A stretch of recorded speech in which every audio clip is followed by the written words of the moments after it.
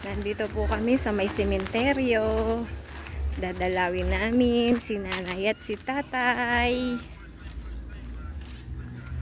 Ayan po, ayan. Nandito kami ng aking apo. Ganda ng sikat ng araw. Ang ganda no ng ulap. Ayun no. Ayun.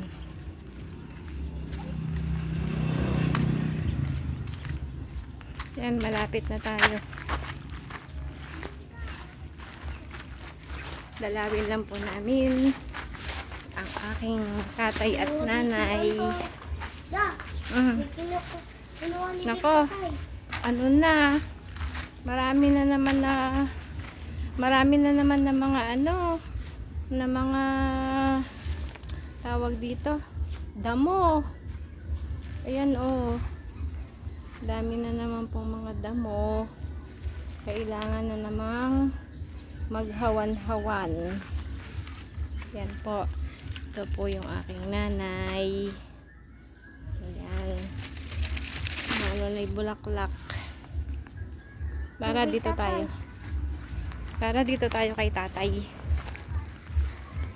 Direct lata ako na tita Kim. Malayo yun. Kaya ko pa yan lahat. Yan, ito naman po ang aking father. Yan, malapit lang po sa bahay namin yung sementeryo dito sa aming lugar, kaya mainam po, nadadalaw talaga sila palagi. Yan o, magkaulo po silang dalawa. Yan, kaya anytime po ay nadadalaw namin sila. Yung kanilang puntod, ayan o, magkaulo sila. Yan. Yung iba magkatabi pero aayusin po yan. Yan. May pinuntahan po kasi ako na isang kamag-anak niya. Meron po kaming ginawa na report. Napakahalagang report.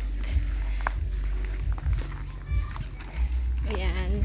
At kami po ay aalis na. Babay na tatay at nanay.